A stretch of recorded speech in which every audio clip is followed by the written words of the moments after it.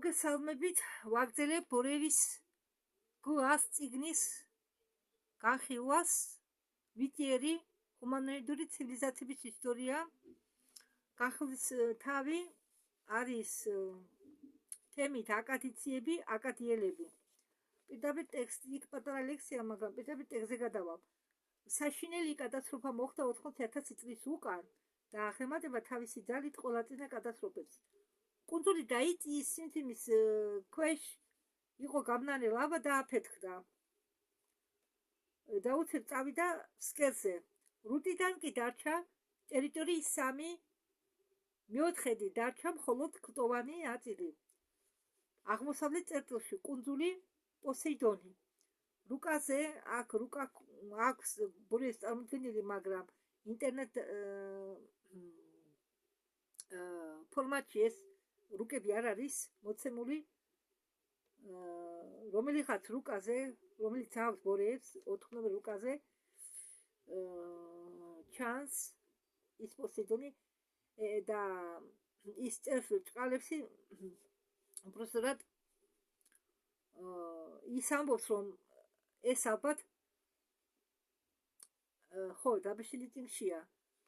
ხედავ, ამბობს ბორევი დასავლური მიწებს ევროპისა და აფრიკისა, აზიისა და ამერიკისა ჩრდილო ეგვიპტე, რომელიც უნდა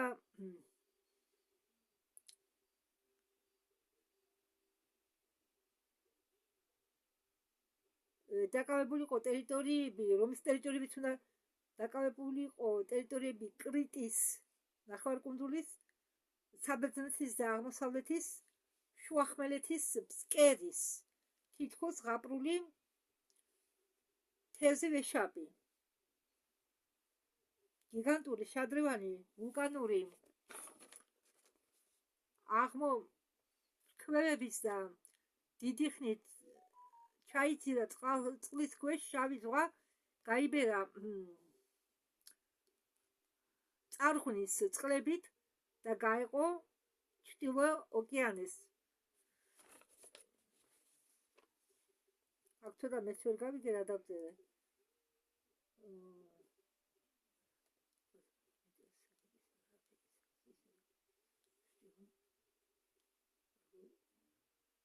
აჰა, ის ტერიტორიები, რომელსაც ჰქონდაო დაკავებული ევროპის, აფრიკის და ამერიკის მიწები, ჩრდილო ეგვიპტე, კრიტის, საბერძნეთის და აღმოსავლეთის, შუახმელეთის ფსკერის ტერიტორიები.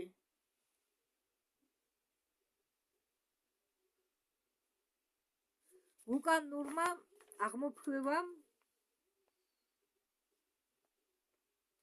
დიდი ხნის ჩაძირა ისინი წყლის ქვეშ.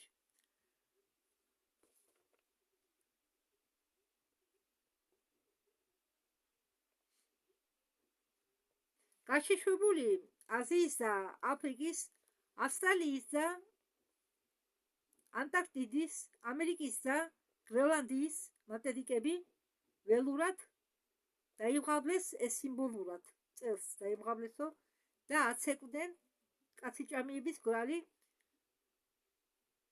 ცეკვით ატლანტიკური კოცონის გარშემო.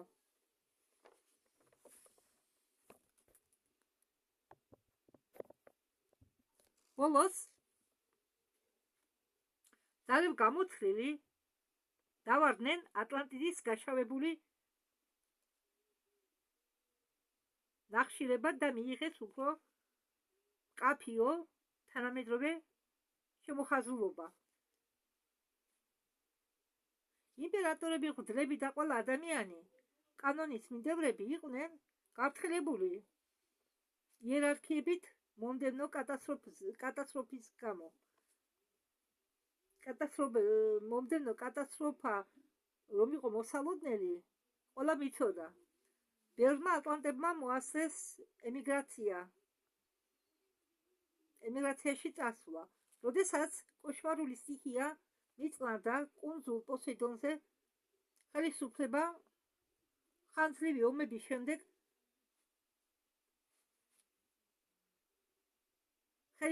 ხელში ჩაიგდეს ამ კუნძულზე ხელისუფლება კუნძულ პოსეიდონზე ხელში ჩაიგდეს აკადიელებმა. ამ ატლანტური ქვერასის წარმომადგენლები იყვნენ თეთრკანიანები, როგორც სემიტები. ისინი გამოჩნდნენ კატასტროფის შემდეგ, რომელიც მოხდა 80,000 წლის უკან და მიყავდათ ომები სემიტებთან, რომლებიც დღემდე ვერ იმარჯვებენ. აკადიელები განირჩეოდნენ კომერციული, ნავიგაციური და მოუსვენარი კოლონიზატური უნარებით. დიდი ინტერესი აკადიელების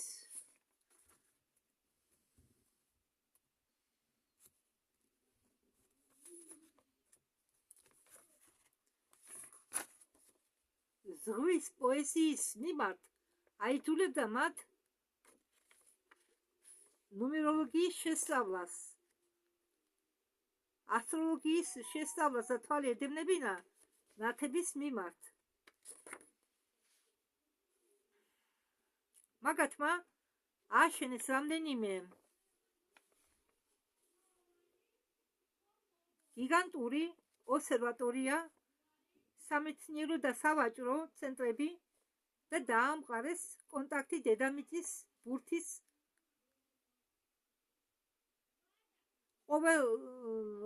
ყველაზე შორეულ ნაწილებთან. მათი შთამომავლები ეტრუსკები, ესე იგი აკადიელების შთამომავლები ყოფილა ეტრუსკები, პელაზგიც ყოფილა და ფინიკიისები.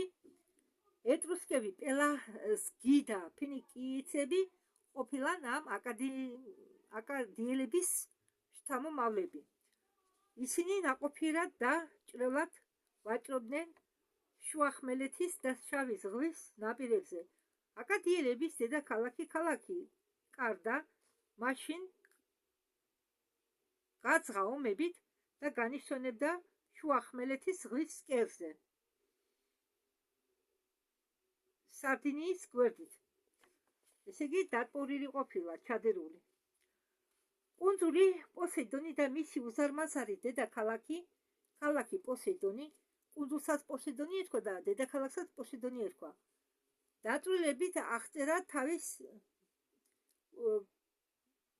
კუნძული პოსეიდონი დაწვრილებით აღწერა თავის დიალოგებში კრიტი და ტიმეი ძველ ბერძნულმა ფილოსოფმა პლატონმა, როდესაც ყვებოდა ლეგენდარულ ქვეყანაზე. ეს კურთხეული ფილოსოფოსი აცხადებს, რომ ატლანტები იყვნენ ატლანტიდა. პლატონი აცხადებს, რომ ატლანტიდა იყო სწორი კუნძული, რომელიც მიიღო საკუთრებაში პოსეიდონმა. პოსეიდონი ზღვების და ოკეანების ღმერთმა დაასახლა თავიანთი შვილებით, რომლებიც ჩაასახა მოკვდავ ქალში. ღმერთმა სინათლეზე შვა ხუჯერ 4 ტყუპები მამრობითი სქესის და გაყო მთელი კუნძული 10 ნაწილად. სწორ მანძილზე კუნძულის შუაში იყო განლაგებული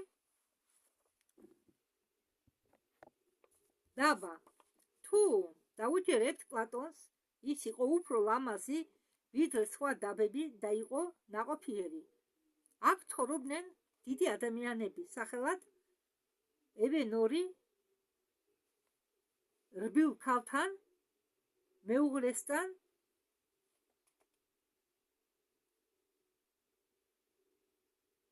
ლევ კიბიდასთან ერთად. მათი ერთადერთი ქალიშვილი სახელად მათ ყავდათ ერთი ქალიშვილი სახელად კლეიკო.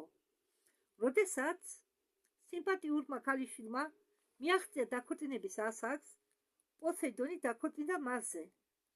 გორაკი ამაღლებული ზღაპრულ კუნძულზე ზღვის ღმერთმა გაამაგრა და შემოარტყა 3 წყლის და 2 მიწის რგოლებით. ზღვიდან, წერდა პლატონი, ატლანტებმა გათხარეს არხი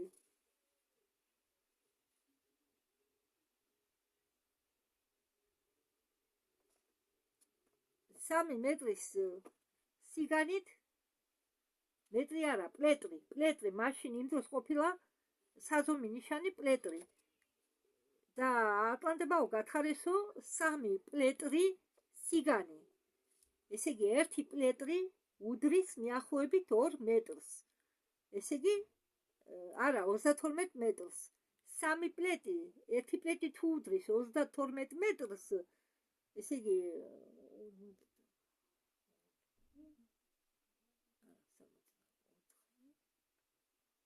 96 მეტრი.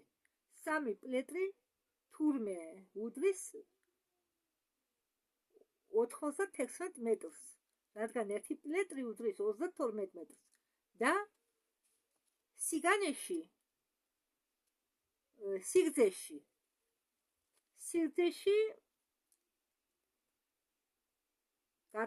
სიგრძეში ეს არხი იყო 50 სტადია. და ერთი სტადია მაგ დროს უდრიდა მიახლოებით 193 მეტრს. ახლა ეს 193 მეტრი გაამრავლეთ 50-ზე. და მიიღებთ თუ სინამდვილეში სიგრძეში რამხელა იყო არხი.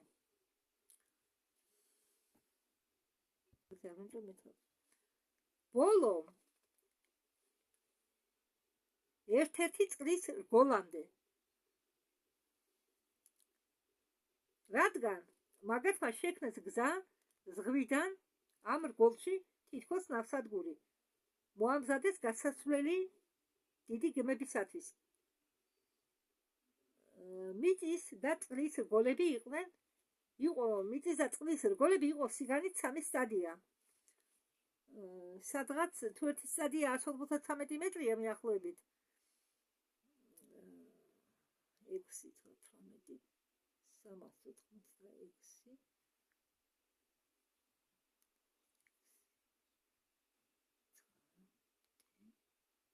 სათხა 570 მეტრის სიგანით მიახლოებით. ეგებ შემეშალა მე მიახლოებით ანგარიშე. გამჭვირვალე არხები კვეთდა ერთმანეთს ოქროსფერი ხიდეებით და ჭურჭუნა ანარეკლებით აყვავებული ბაღებით. ცენტრში ლამაზი ქალაქისა აღმართული იყო ტაძარი.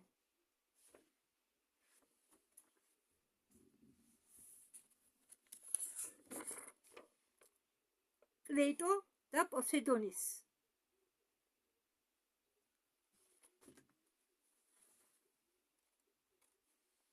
პლეიტო და პოსეიდონის სახელზე. ესე იგი, ეს ტაძარი იყო აღმართული პლეიტო და პოსეიდონის სახელზე. გარშემორტყმული პატივისცემით და ოქროსფერი კედლით. ყოველწლიურად ყოველი 10 რაიონიდან ატლანტიდისა მოქონდათ აქ მძიმე საჩუქრები. ტაძრის ზედაპირი იყო გაწყობილი ვერცხლით.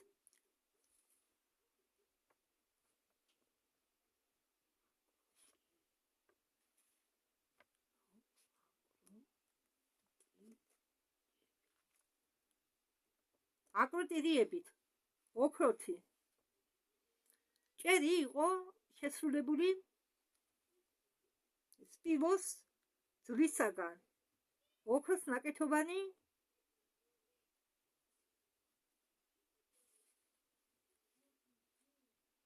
პოსეიდონი ეტლზე. ნაკეთობანი იყო ასეთი პოსეიდონი ეტლზე, რომელიც მართავდა ფრინავი ცხენებით შვენიერ კუნძულზე. აგრეთვე აგრელებდა პლატონი აგრძელებს იყო 2 ლეგენდარული წყარო, ცივი და ცხელი. წყალი იყო გასაკვირად გემრიელი და ფლობდა სიცოცხლო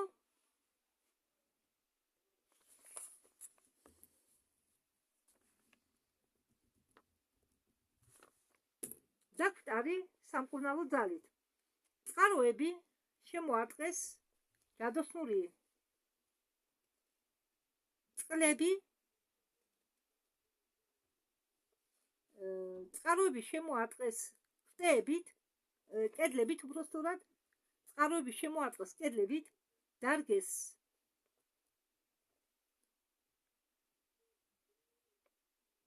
ხილის ხეები და მიმართეს ჯადოსნური წყლები აბანოებში, ცალკე მეფებისთვის, ცალკე თავარ სარდლებისთვის, ცალკე ცხენებისთვის, ცალკე უბრალო ხალხისთვის, ყოველი აბანო იყო საჭირო მორთული და გალამაზებული. გარე რგოლებზე ატლანტებმა ააშენეს სიწმინდეები და მოაწყვეს ბაღები, სკოლები, სტადიონები, სპორტული თამაშებისთვის. ყველაზე დიდი რგოლის შუაში იყო მოწყობილი იპოდრომი, რომელსაც ჰქონდა სიგანე ერთი სტადია.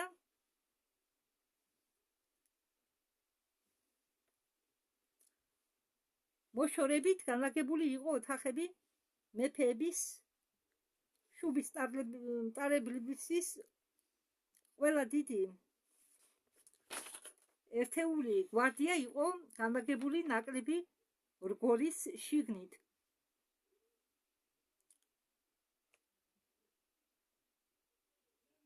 აკროპოლთან ახლოს ზღვიდან იწყება კედელი დაფარული სპილენძით, მეტალით.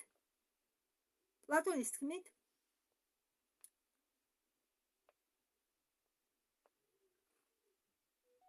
ატანებდნენ გამდარ სახით.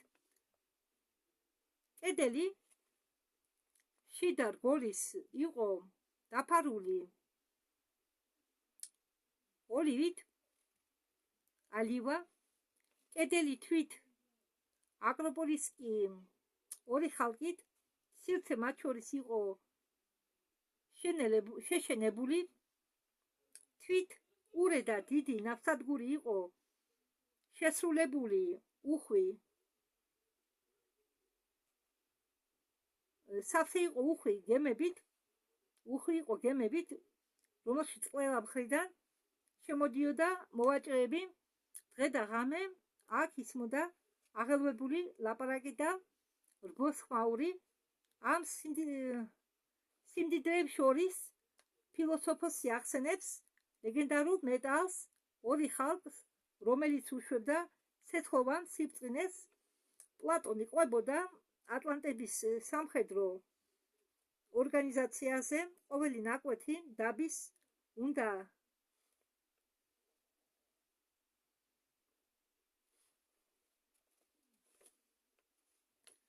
ესე იგი, დაბის ყოველი ნაკვეთიდან უნდა გამოეყოთ ერთი მეომარი ლიდერი.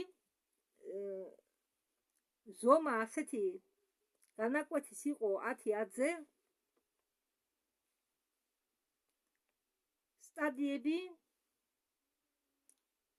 სულ კი ითვლიდა 60,000. ომის დროს ყოველი ლიდერი ვალდებული იყო დაესვა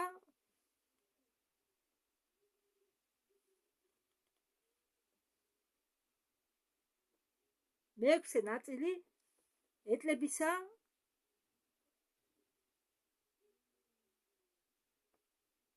მეომარი ფარით, რომელსაც შეუძლია ბრძოლა ცხენოსებთან და ქვეითთან ერთად წყობაში, ცხენებით მართვაში.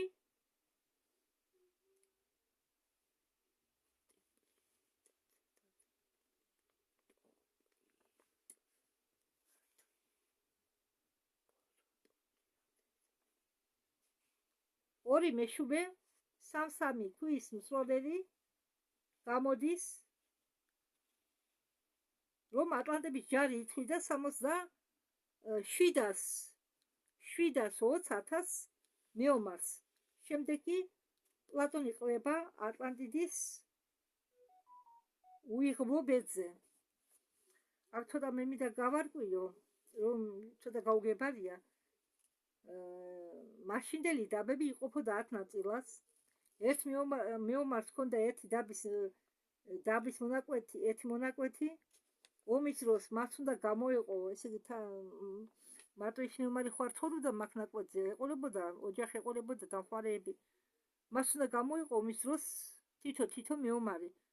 თავის მეშუბებიანად და თავის თუ უნდა საშუალება თხნებიანად. და ამ ხალხი რომ შეგროვდებოდა, იქნებოდა ჯარი. და იმ დროს წარმოგიდგენიათ, ატლანტებს ყავდათ ჯარი 320,000 მეომრისგან, რომელიც შედგებოდა 720,000 მეომრისგან. ახლა კი გავაგრძელოთ. პლატონი ხომ ამბობს, რომ ყვება უпростоრად, პლატონი ყვება უიღბლო ბეძე ატლანტიდისა.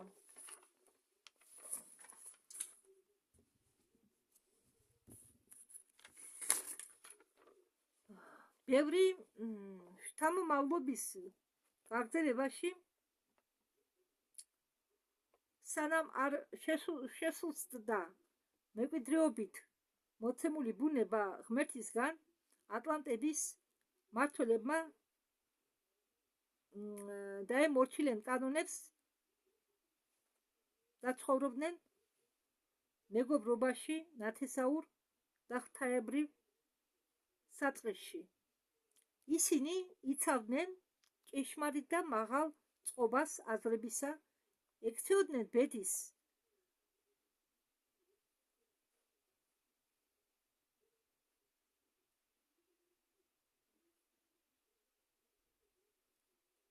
განსაზღვრას ერთმანეთის მიმართ გონიერი მოთმინებით სიკეთის გარდა ყველაფერი შეიძულეს, არაფერს შეაგდებდნენ სიმდიდრეს და ადვილად თვლიდნენ ოქროს გროვას და სხვა ძვირფასეულებს უბრალო ტვირთად. ისინი არ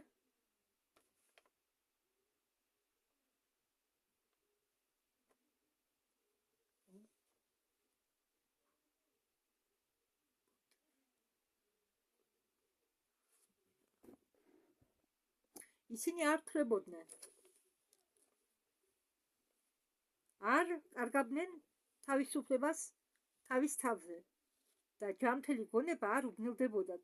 მაგრამ როდესაც მემკვიდრეობით მოძებული ღმერთებისგან წვრილი შესუსტდა და ბევრჯერ გაიწოვა მოკვდავის სისხლში და როდესაც გაიმარჯვა ადამიანურმა ზნემ, მაშინ მაგათმა ვერ შეძლეს მეტი ატანა თავიანთი სიმდიდრისა და დაკარგეს კეთილსინდისიერება.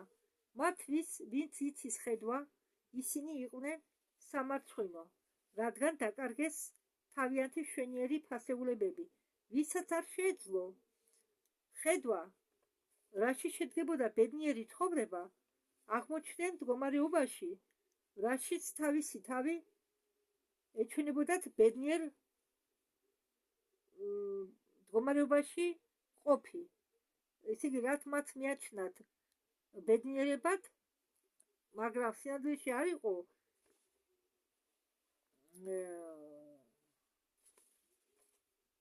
არ იყვნენ კარგ მდგომარეობაში, მაგრამ ისინი თვლიდნენ, რომ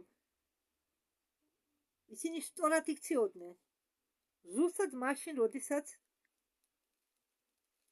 მათში დუღდა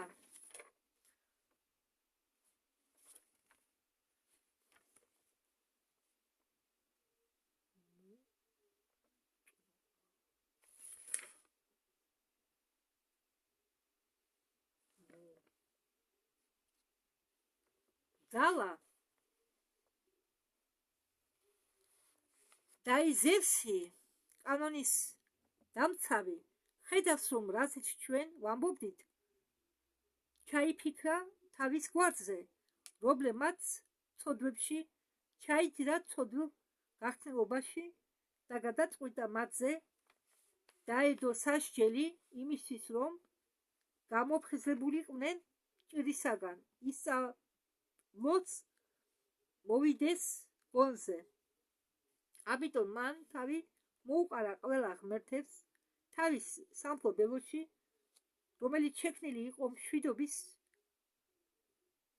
გამყარებაში, რომლისგანაც შეიძლება ნახო დაბადებასთან კავშირი და მიმართა თავმოყრილებს ასეთი სიტყვებით. კრიტში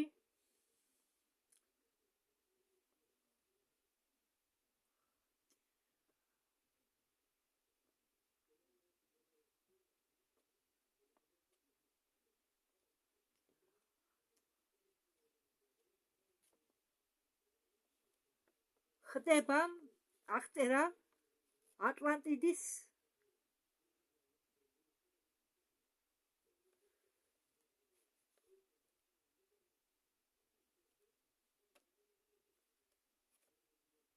ცხოვრებაზე, ხდება ნახევარსიტყვაობა, წყდება მათი ბედი, ზევსი გადაწყვიტა ზევსის გადაწყვეტილებით ხდება ნათელი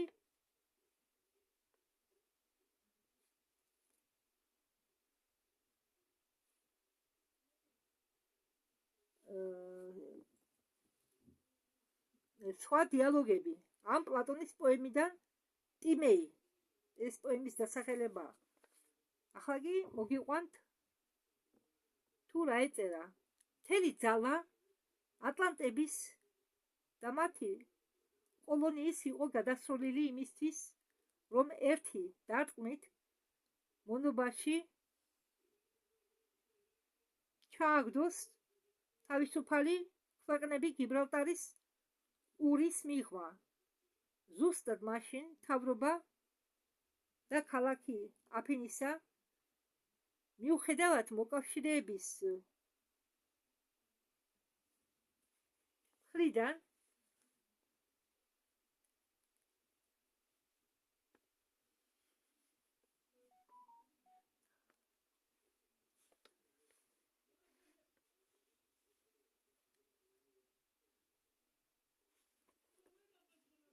მოერია დამპყრობლებს და აღმართა ნადავლით, მაგრამ მოგვიანებით, როდესაც მოვიდა დრო,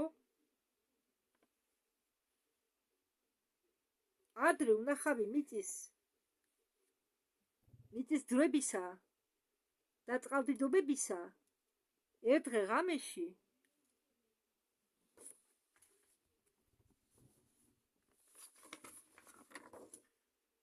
მთელი ჯარი ჩაყლაპა მიწისძვრამ. ატლანტიდა გაქრა, ჩაიჯდა წყალში.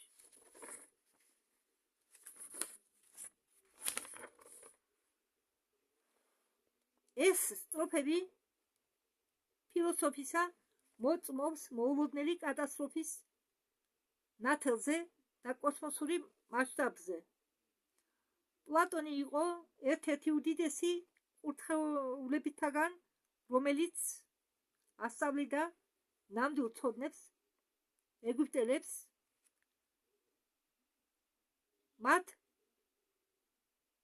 მათ გაუძლო გამოცდებს სამ საფეხურზე კურთხევისა საიდუმლო პირამიდების ცველებს.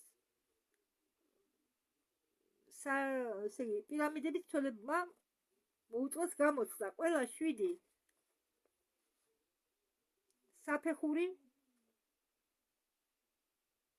მიზღვნისა კაცობრიობის მოკლე მეხსიერებაში გადალახეს პიფაგორმა, სამოსკიმ, იესო ნაზარელთან ერთად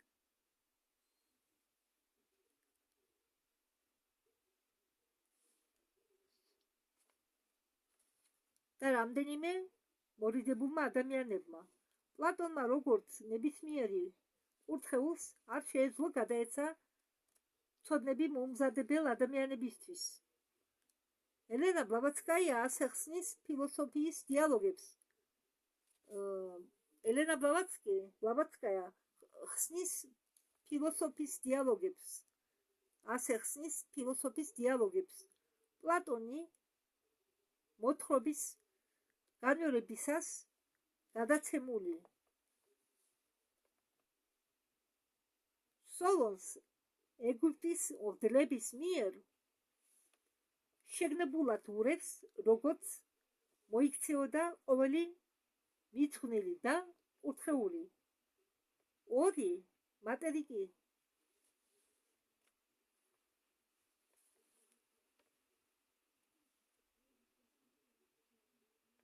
და მიაწერეს პატარა კუნძულს პოსეიდონის ყველა მოვლენები, რომელიც ეკუთვნის ორ უზარმაზარ პროისტორიული მატერიკებს, მაგრამ პლატონმა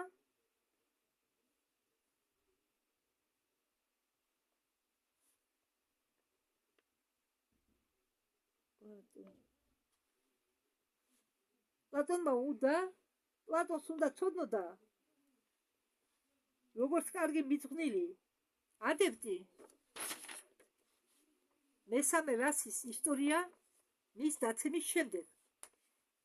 მიახლოებით მილიონი წელი გავიდა პირველი კაცობრიობის რასა ლემურიის და ატლანტიდის შექმნამდე. ძველ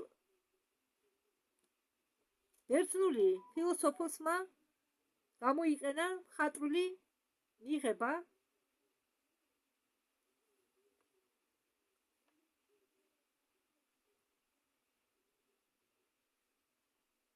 ჭეშმარიტების გამოსახულებების გადატანა სხვა დროში და სხვა ადგილას იმის მაგივრად, ვიდრე ტვინი აურია ევროპელ მეცნიერებს, მაგრამ თავის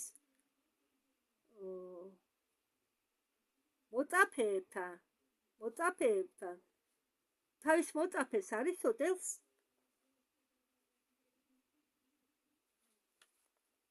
არისტოტელმა მოიგონა ასეთი მეცნიერება, როგორც ლოგიკა. დატოვა ანდაზა ატლანტებზე. პლატონი ჩემი მეგობარია, მაგრამ ჯერ ჭეშმარიტები ჩემთვის უფრო ძვირფასია. ესე იგი პლატონი ჩემი მეგობარია, მაგრამ ჭეშმარიტებები ჩემთვის უფრო ძვირფასია. სკანდალური მოწაფე, რომელსაც შურდა მასწავლებლის წარმატების, განაცხადა, რომ ჩადერული კუნძულზე ისტორია პლატონმა მოიგონა თავიდან ბოლომდე იმისთვის, რომ მოგონილ დედამიწაზე აჩვენოს თავისი პოლიტიკური და ფილოსოფიური თვალსაზრისი.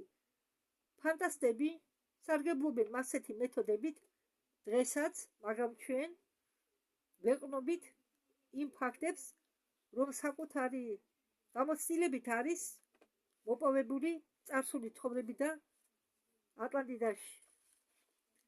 აკადიელების ტომები შეიქმნა და მომწიფდა მიწებზე, რომლებიც დღეს არის ხმელთაშუა ზღვის ფსკერი. როდესაც სკამატალღმა წარმოისა შექმნეს ეს ზღვა, აკადიელები გადასახლდნენ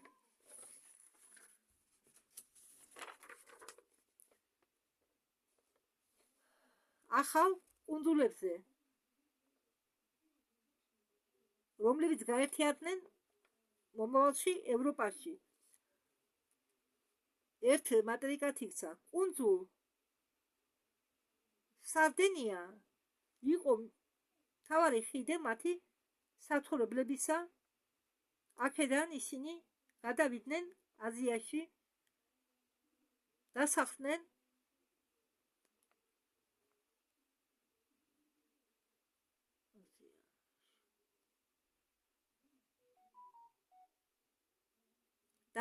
არავის, ირანის, პაკისტანის და რუსეთის მიწებზე.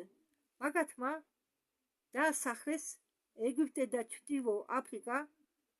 ამ რასის განშტოება არიან პირველი ეტრუსკები, ფინიკიელები, ესე იგი ფინიკიელები, ბასკები და ბასკები, სხვადასხვა ბასკები არიან ქართველები.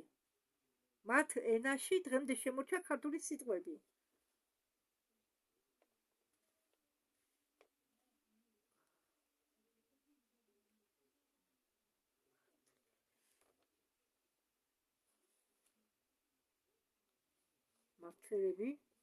მართლები იბერიელები იბერია არ ეწოდებოდა ესპანეთს, მაგრამ მე იქიდან გადასახლდნენ აბორიგენები და შემდეგ იბერია გახდა ქართლი. და ამიტომ მეეჭვი მაქვს, რომ ქართლები მოვიდნენ იქედან. და შემდეგ შეერივა, შემდეგ საქართველოს ვინც შევიდა საქართველოს საერთო მმართველობის ქვეშ, ყველა ხომ შეერია ერთმანეთს. და სუფთა კუთხის წარმომადგენელს დღეს ვერ ნახავ. ყველანი ვართ ერთი სისხლის.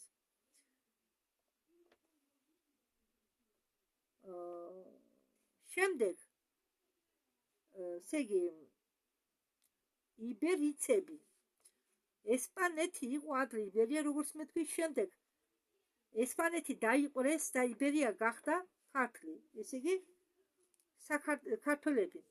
ქართველები. აქ უნდა ახსენო პირველ მაცხოვრებელზე ატლანტიდისა აკადიელების ეპოქის დასაწყისში 100,000 წლის უკან კოლონია მიცხვნილების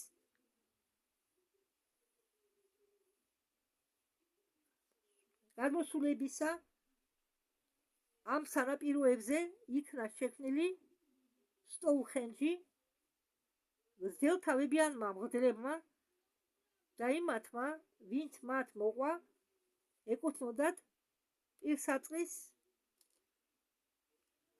განშტოება აკადიელი რასისა. ისინი იყვნენ სიმაღლით უფრო მაღლები და ღიები ვიდრე პირველყოფილი სემიტური აბორიგენები. აკადიელებმა აქ შექმნეს შერეული ერი შედგენილი ელიტისგან, რომო აქალების შთამომავლებისაგან, სემიტები და გადასახლებულები. გადასახლებულისა. ესე იგი ესენი შეერდნენ ერთმანეთს. სტოუნჰენჯი იყო აგებული აკადიელების მიერ. ძლავრი მაგნიტური ველის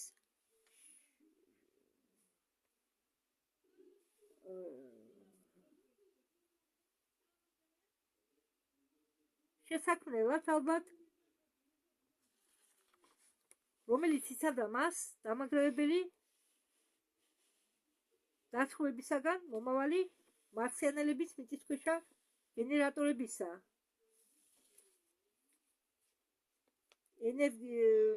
რომელიც ამუშავებდა ნეგატიურ ენერგიებს, დამანგრეველ ენერგიებს. ამის გარდა იყვნენ ვარსკვლავური ამას გარდა იყენებდნენ ვარსკვლავურ ტაძარს და კალენდარს.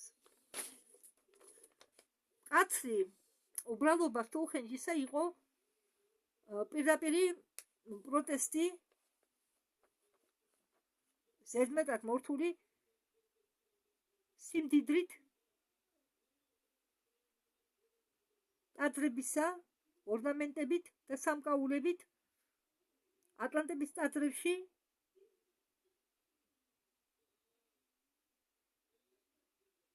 ცხოვრებლები დაეცნენ როგორც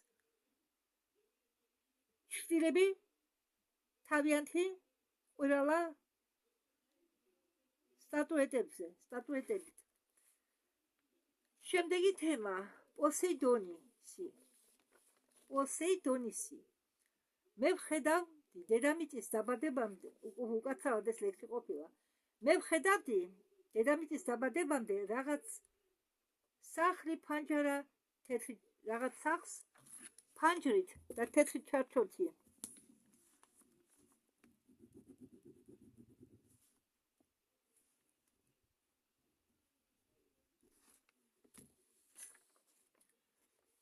ლამაზმანი იჯდა ნახევრად სიბნელეში და ჩემი სულის გავლით ვარსკვლავზე წინავდა გულის სიმშვიდით სიწყნარე.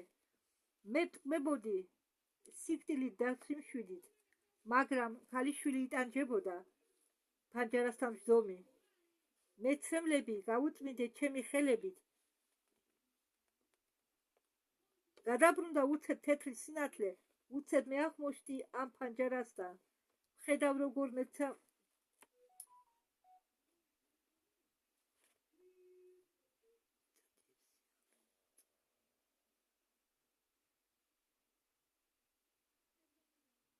ხედავ როგორ მეცა მე სინათლე და წინავს ვარსკვლავის ზღვის სიმზე მე ვიცინო მე გავხდის მე ვიცინი მე გავხდი სხვა მე ვცნობ რომ ქალწული სადღაც გვერდითა და მე ცხოვრებისგან იმგზით შეხვდა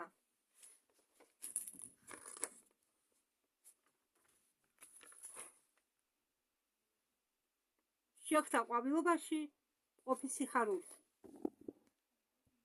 ახლა კი ტექსტი. კატასტროფის შემდეგ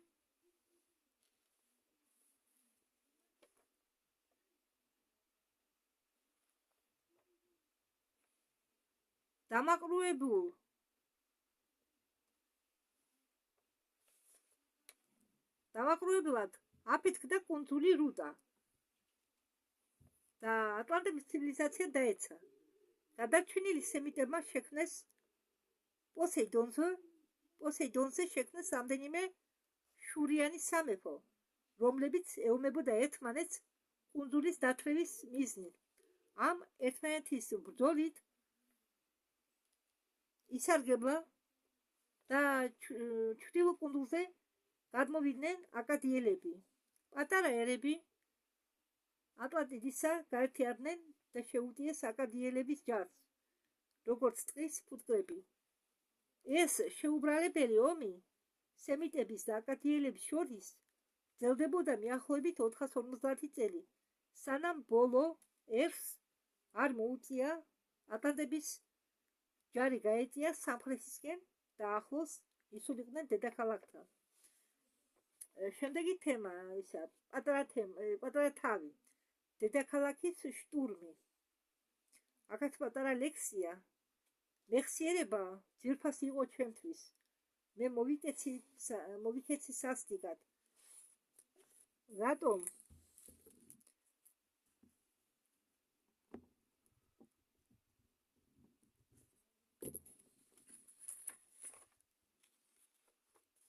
ჩავარჭვე საუკეთესო მტერს გახურებული სიტყვა წევლა ჩემი თქმული გახრიტა ყველა ჯარი რომ მე ჩამჭობოდა ზურში. ახლა ტექსტი. აკადიელების ჯარს მეთაურობდა ახალგაზრდა გენერალი გარიბული. მისი 200,000-იანი ჯარისა ზარბაზნების ხმები ხალხს დაემხო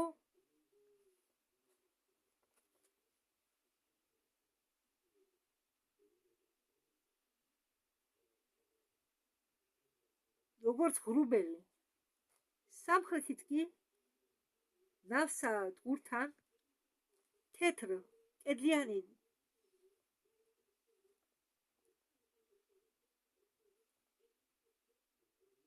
დედაქალაქის ფინიკიელების სამხედრო ფლოტმა დაბლოკა მოხუცი ადმირალი სტორის ხელმძღვანელობის ქვეშ შეშინებულმა სემიტებმა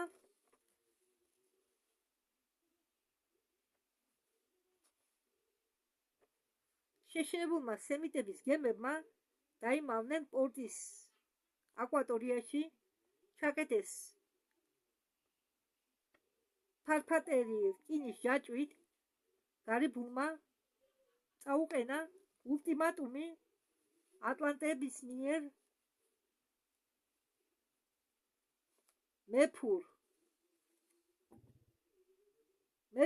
ატლანტების მეფეს იასიმს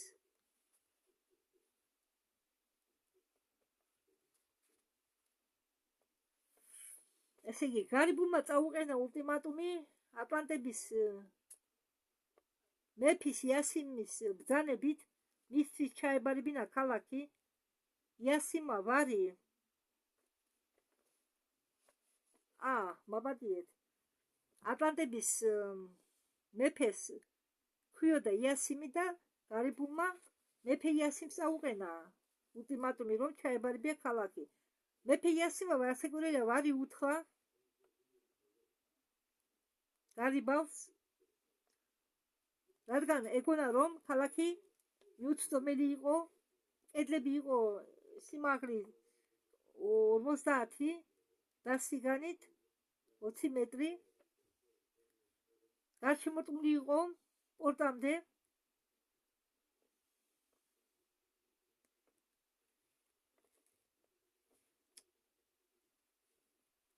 ატლანტები ნერვიულობდნენ გარიბულას გაფრთხილებაზე და ემსადებოდნენ შტურმის მოსაგირეებლად. მეორე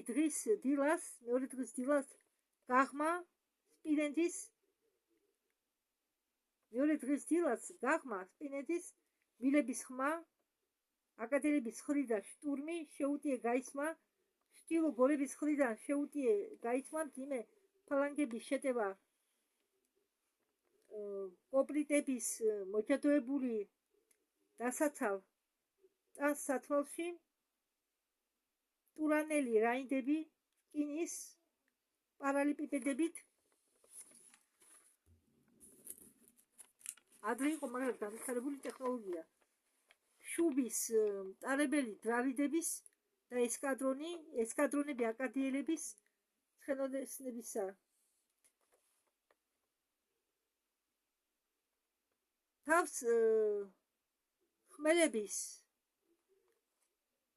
ხმელების ფეხის ხმისგან ზარზარებდა, მიწა და გუგუნებდა, როგორც დაჭიმული დოლი. წინ მორბოდნენ დაქირავებული კლავატლები დროშებით. ხელში ხაში იყო 10 ადამიანი, მათ მოჰქონდათ 30 მეტრიანი შტურმის კიბეები, ისების და ზარბაზნის ბირთვების სეტყვის ქვეშ. სახმელეთო ჯარმა ძლივს მიაღწია თხრილს. ხიდები კლავატლების მიერ გამოჭიმული წინასწარ დამზადებული ხის პლოტებისაგან. სემიტები აქვე ხვრეტდნენ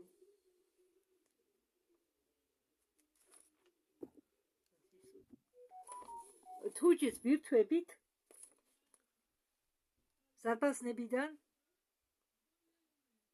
ხვრეტდნენ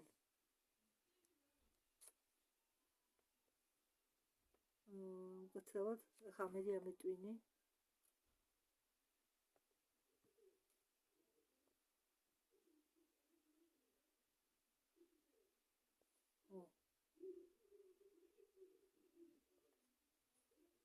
გაცელოთ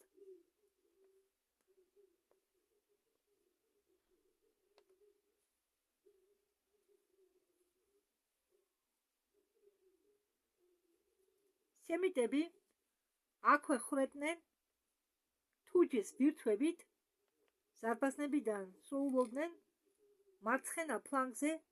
შემომტევებლა მოიყოლიეს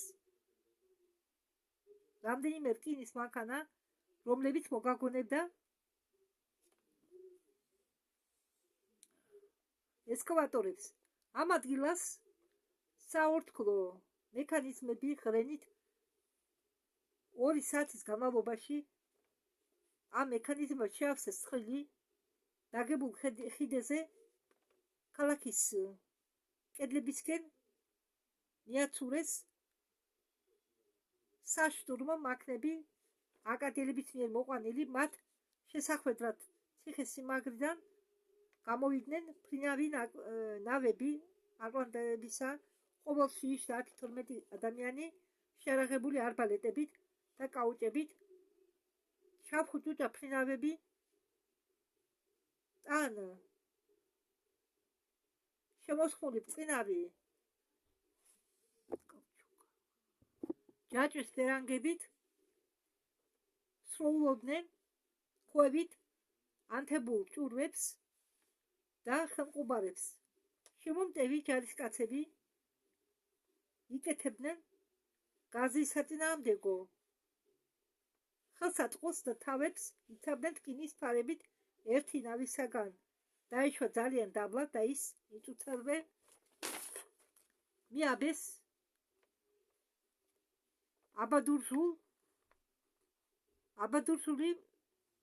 აბადურსული კაუჭებით. შემდეგ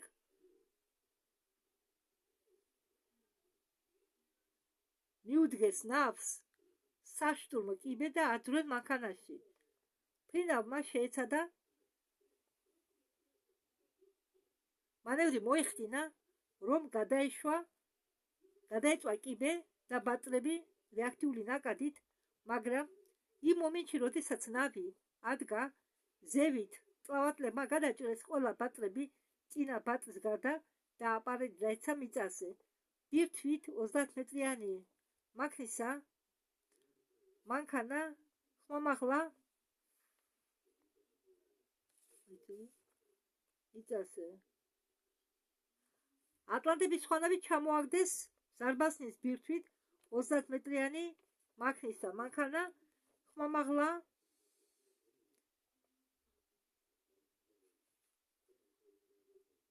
ჩუგუნის რელსებზე დაეცა. გარშემო დარბოდნენ მეომრები, რომლებიც ხელებს აშორებდნენ, რომლებიც რელსებს აშორებდნენ, რომელსაც მანქანამ გაიარა და უცებდნენ მათ წინა ბობრებისკენ ბოლო ისების ცვენის ქვეშ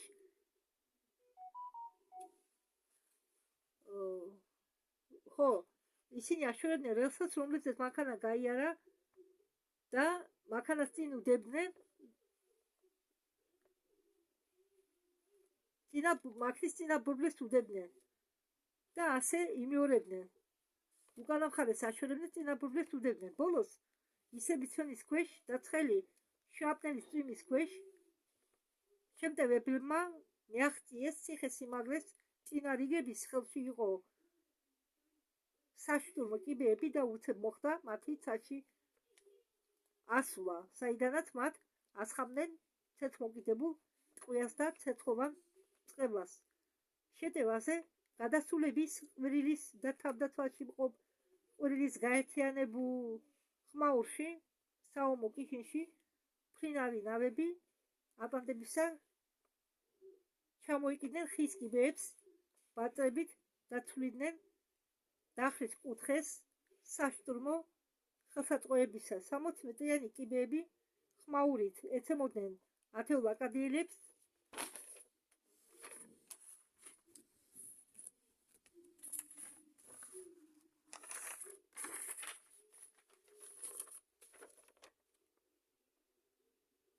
აკადიელების შემტევლების თავებზე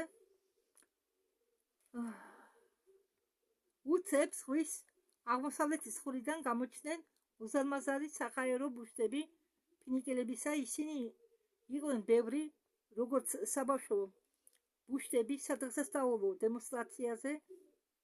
ყოველი კალთაში იჯდა 10 მეომარი და ზარბაზანი იდვა. მათ შესახვედრად გამოფრდა ატლანტების წყნარი მანქანები, მაგრამ ატლანტების მანქანებს არ შეეძლოთ აცულიყვნენ 10 მეტროზე ზევით. ფინიკელებიც კი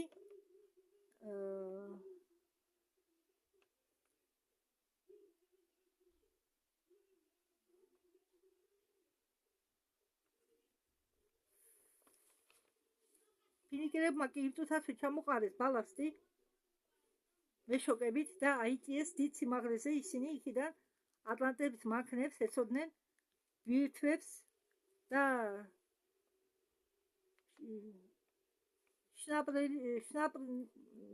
შრაპნელით პატარა ზარბაზნებიდან. ამ დროს 4 საშტურმო მანქანა მოუახლოვდა კედელს და დაიწყეს კედლის გრევა.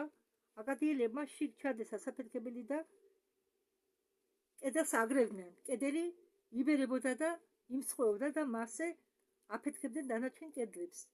შეტევაზე გადასულეს 50 მეტრიანი სიმაღლიდან აცხაბდნენ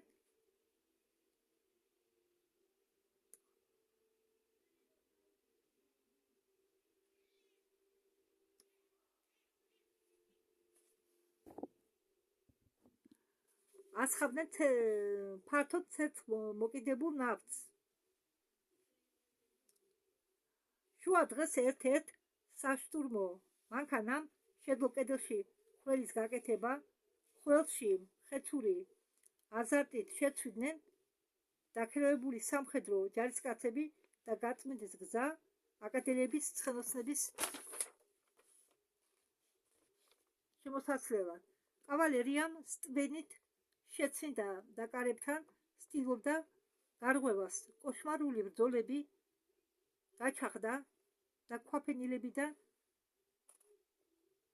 მოედნებზე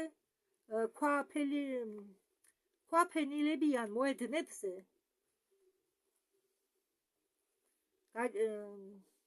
და კოშმარული ბრძოლები გაჩაღდა ქვაფენილებიან მოედნებზე და დედაქალაქის ქუჩებში. ბრძოლის ცეცხლში არავის შეუმჩნევია, როგორ შემოწმინდა ალებულ პორტში ტორის ფრეგატი. ის მარცხენა მხარეს იქცეოდა ისე დახვრიტა 120 სარბაზნიდან უზარმაზარი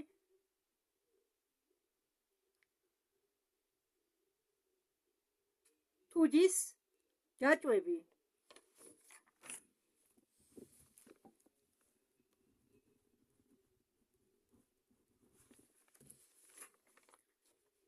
რომლებიც ხელს უშლიდნენ დედაქალაქში შესასვლელად. მას შეყვა 76 საბრძოლო და სატრანსპორტო ფინიკიური გემები თან ზარბაზნიდან სრულობდნენ. ატლანტების მძიმე გემებმა გადაუჭრეს გზა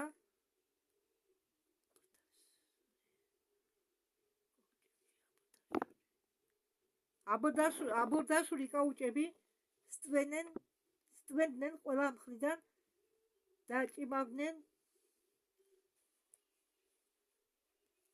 მოწინააღმდეგის გემებს. შემოჭრილი გემები ვავრცელებდნენ მუსიკის ქვეშ, თითქოს სკოლელი გოგონები თეთრ პერანგებში გამოსაშო საღამოზე დამყურებელი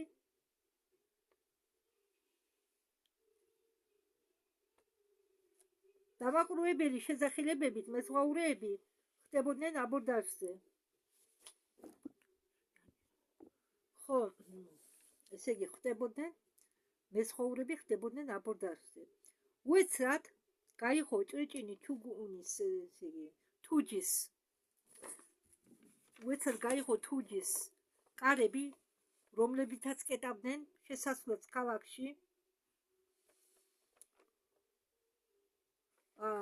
არხში, უბრალოდ კეტავდნენ შესასვლელს არხში, იქიდან გამოცულა 17 კატერმა. ეს იყო რკინის ნავები, აღჭურვილი ფრთებით.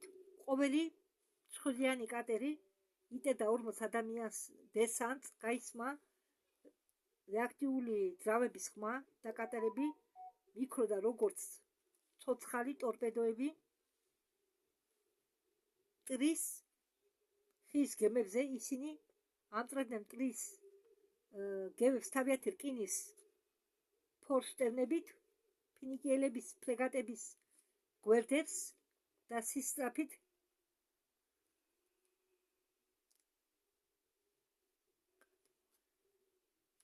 გადმოაჯერდნენ დესანტს. ზღვის სახმელეთო ჯარი ატლანტებისა იყვნენ ბერსებეკები.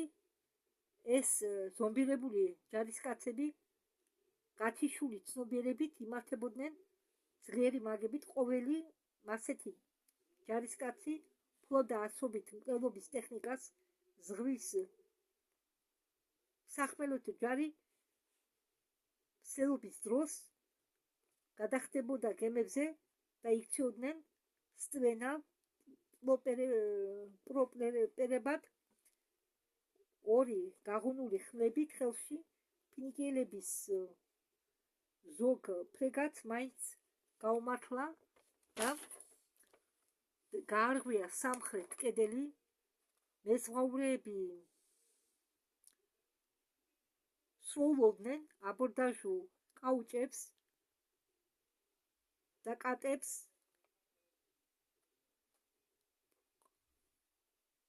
ფოქმაჩენიდან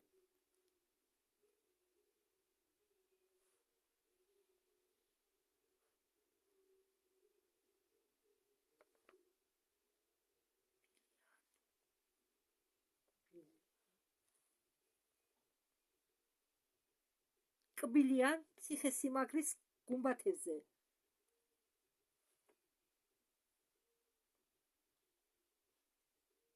ისინი ემღაუჭებოდნენ აგურებს, როგორც უკუდო მაიმუნები, მიცუცავდნენ გემის კანატებზე ზევით და კბილით იჭერდნენ მოღუნულ ხანჯალს დამასკური ფოლადისგან დამზადებულს. ყველა კედლები და ქუჩები ალმოდებული ქალაქისა იყო დასხმული ცეცხლით და სისხლით და საშინელი ყვავილით დაყუნთული. აკადიელების ცხენებს მეტი არ შეეძლოთ გადადგომა გვამების გორაზე, რომელიც გაიზარდა ყველა სახლის წინ. საღამოს ტურანულმა სახმელეთო ჯარმა მძიმედ გაარღვია დასავლეთსკარები და გააღო შემოსასვლელი ქალაქში. 50,000-იანი აკადიელების ცხენოსნების კორპუსი შემოცვენდა ღია კარებში, ქალაქი დაეცა.